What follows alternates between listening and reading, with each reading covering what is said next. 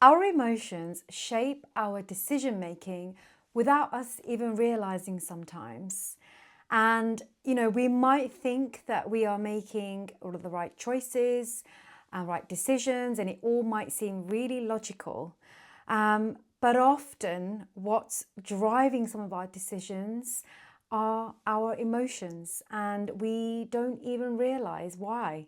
So in this video, I'm going to teach you about the 3 emotional systems that we as human beings all have that live in our brain and help us to kind of make decisions. They also help us to get things done, but also they can sometimes be at the cost of our health and well-being. So why do emotions drive behavior? Well, there is that link, as I mentioned in my previous video, which is decoding emotions. If you haven't already, then you can find that in the playlist. And in that video, I mentioned that emotions are not the enemy. And often they can be interpreted as something really, annoying, or something that's just doesn't leave us alone. And that's often because they are either suppressed, we often ignore our emotions, but really what they're trying to do is communicate something with us. They're trying to send us some kind of signal about a certain situation or a certain thought. So think about this. When we are feeling calm and collected, we're feeling quite confident in ourselves or any decisions that we are making, we often make the right decisions as a result of feeling calm. When you think about situations where you're feeling tired, angry, anxious, those unpleasant emotions, we don't always make the right decisions. And what happens is it turns on our survival mode of the brain. And we end up perhaps engaging in things like, I don't know, having an extra slice of cake, having more chocolate, having that extra glass of wine, or staying up late, binge watching. We do things to distract us from those unpleasant emotions. And actually understanding the why behind this and how to change that is where change will happen. So in psychology, there's a very well-known Professor Paul Gilbert, who has done tons of research in this field around emotions, self-compassion, and how to sort of bring those together to understand and regulate our emotions. So psychological research actually kind of shows that at the core, we have 3 emotional systems in our brains, and that is threat, drive, and soothe. And I'm going to take you through each one of those now. So our emotions are made up of 3 systems. System 1 is what we call the threat zone. And here we have things like anxiety, stress, fear, rumination, constant worry, and things that we feel that are threatening to us, and cause us to focus on them a lot more than we probably need to. Then we have system number 2, which is our drive zone. So our drive system is things like our job, our sort of responsibilities, things on our to-do list, things that just mount up in our day that we kind of pile on. We want to get them done. They hit the box. And that's, a big tick, in fact, in the box as well. And it makes us feel good. The third and final system is our soothing system. Now, our soothing system really helps us to de-stress. It can help to dial down the drive and the threat, but this requires us to actually engage in the soothing system. So it's engaging in things like, relaxing things like reading, talking to our friends, going for a walk, exercising, making sure we eat, things that actually bring us into the present moment and help calm that nervous system. So what we really want is a harmony between the three systems. So we want more going on in here throughout the day. And we want to try and make sure that these three systems are aligned, a bit like a three-legged stool, so that there's, not so much focus on the threat and the drive. But in fact, what we want is for the three systems to work together to regulate our emotions.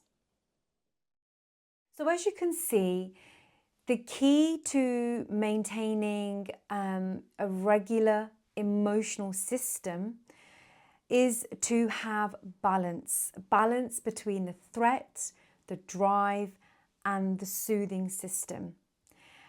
Again, I know this is not easy to do in the first instance, so it's just understanding these systems for now. And when you're ready, it's trying to look at your own systems and where you are with your emotional systems.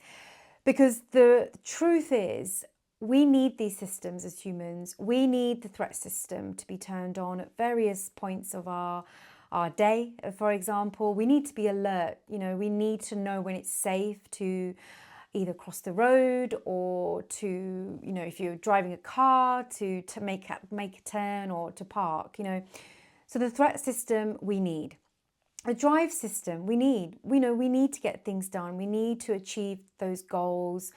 We need to be able to get from A to B. So we need the drive system to move forwards. And finally, we need the soothing system. We have a very important nervous system in our body, and that nervous system needs its wind down time. It needs to be able to rest. It needs to recharge. To keep it strong and healthy, we need to be able to just turn it down as well.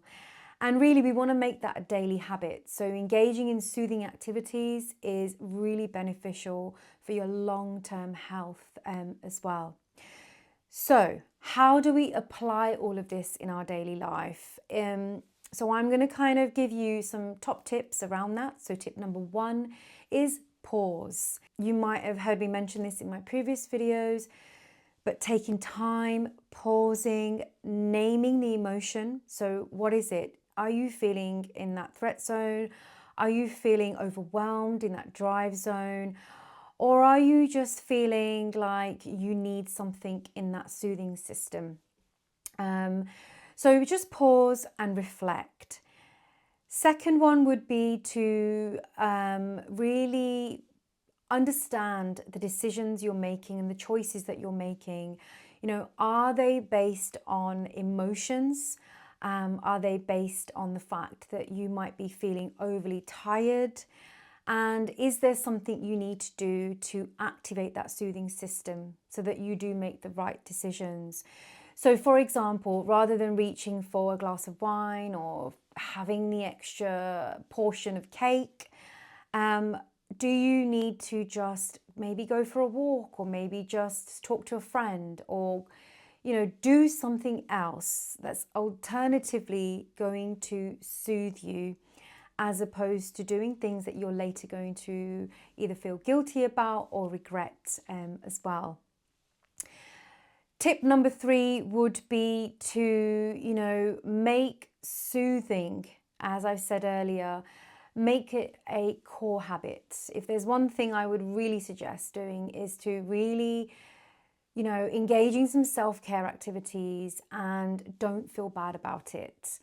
By making it a habit, it makes it much easier to access and to do, and it doesn't have to be overly complicated. So it's just simple breathing techniques, tuning into your breath, just slowing down, going for a walk, maybe having a bath, something that is going to just give you that calming feeling as well.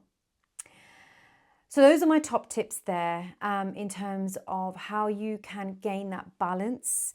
But first and foremost, gain that awareness, learn about your systems as well, because really, to switch off the autopilot, to be able to do things differently, we need awareness.